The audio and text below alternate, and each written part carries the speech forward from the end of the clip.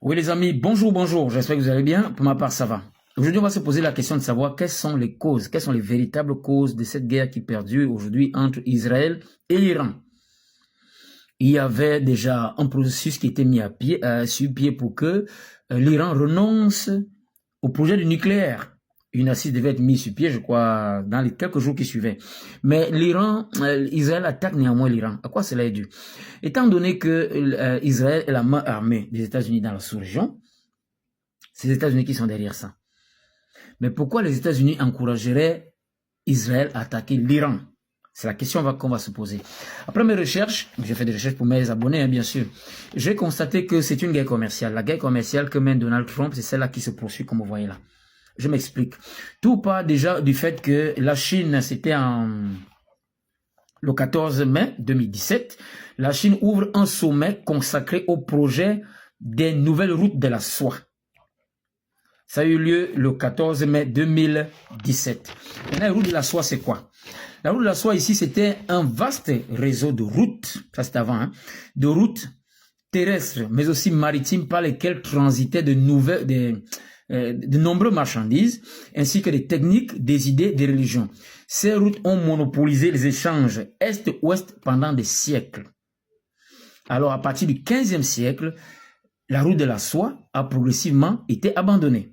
Mais seulement, en 2013, un vaste projet d'infrastructure portière et routière visant à renforcer la circulation des marchandises de la Chine ou vers la Chine porte un nouveau nom qu'on appelle les nouvelles routes de la soie.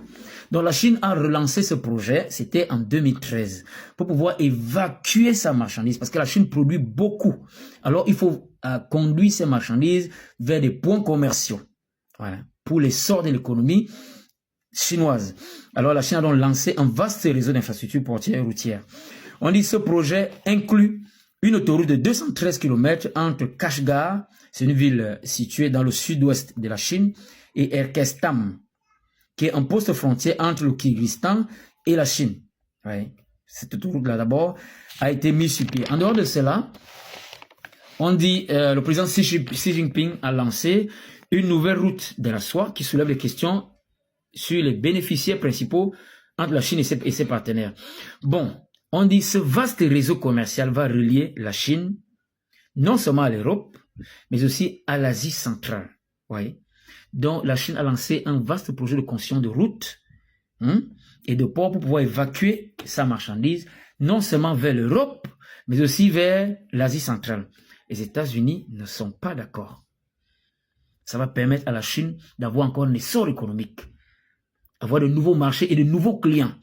Alors on dit donc que ces routes doivent atteindre l'Europe en passant par le Kyrgyzstan, l'Iran, c'est là où l'Iran revient, ou encore la Russie.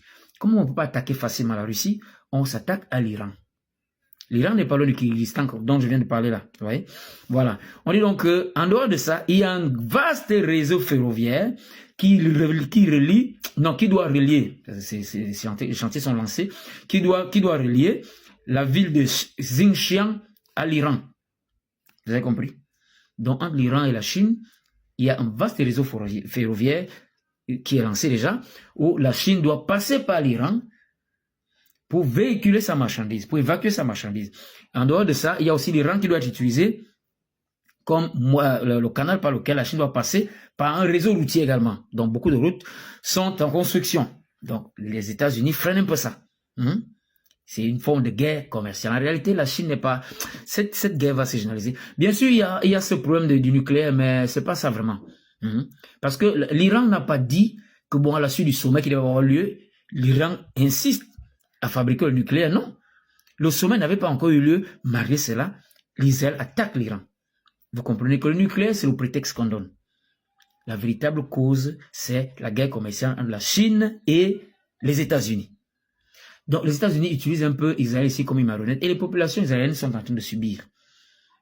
Parce qu'il faut détruire ces réseaux-là que la Chine est en train de mettre sur pied. Parce qu'on dit bien que le 14 mai 2017, la Chine a donc ouvert tout un sommet qui est consacré à ce projet des nouvelles routes de la soie. C'est-à-dire qu'on a pris l'ancien projet qui était mort au 15e siècle et la Chine a relancé ça pour créer beaucoup de routes et le chemin de fer pour pouvoir évacuer facilement sa marchandise parce que la Chine est aujourd'hui considérée comme la télé du monde. Bon, d'après moi, je crois que c'est ça la véritable raison. Et la Chine forcément va s'impliquer. Parce que si cette guerre est perdue, la Chine peut avoir un problème d'évacuation de marchandises. Oui. Parce qu'il y avait déjà des marchandises qui passaient déjà par là. C'est ça que les États-Unis veulent saboter là.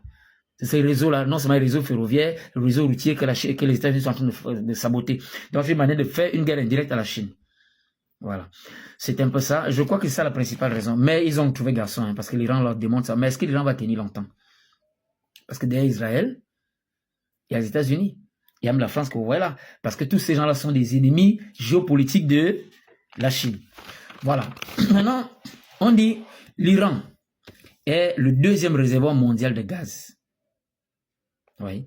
Et l'Iran, attendez, je vais trouver un peu ça dans ma documentation là. Oui les amis, comme je le disais tout à l'heure, l'Iran est le deuxième réservoir mondial de gaz. C'est un membre actif des BRICS. L'Iran est devenu membre des BRICS, c'était le 1er janvier 2024, je crois. Voilà. Et c'est un partenaire clé entre la Russie et la Chine.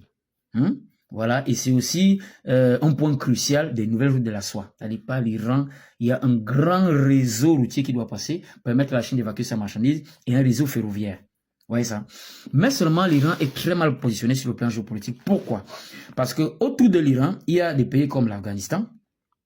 L'Afghanistan a 6 bases militaires américaines et l'Arabie Saoudite qui a 18 bases militaires américaines. Mais seulement l'Arabie Saoudite fait partie aussi des BRICS.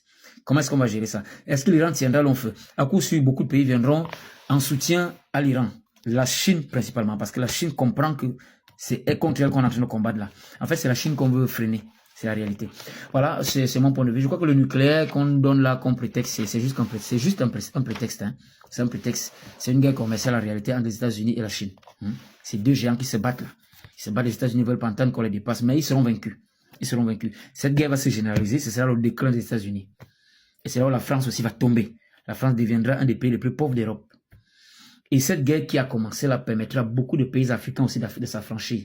Ça peut même permettre, même au Cameroun voisin, de traverser ces élections sans trop de trouble. Parce que les Français veulent déstabiliser le Cameroun. S'ils sont déjà trop engagés dans la guerre, qui est en train de se généraliser là, le Cameroun peut en profiter, voilà. Et je ne sais pas pourquoi le président congolais a soutenu Israël. Il a fait une sortie, il disait que la Bible a dit que c'est monté, c'est descendu. Vraiment, nos chefs d'État là aussi, hein. Ils ne comprennent rien, ils ne comprennent pas.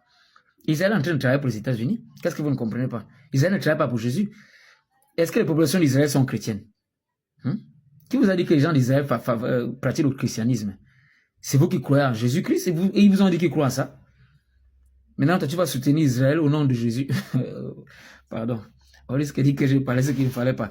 Je vous dis, hein, vous les chefs d'État là, faites-vous accompagner de bons conseillers en géopolitique. Hein. Quand on suit vos sorties là, hein, ça laisse à désirer. Hein.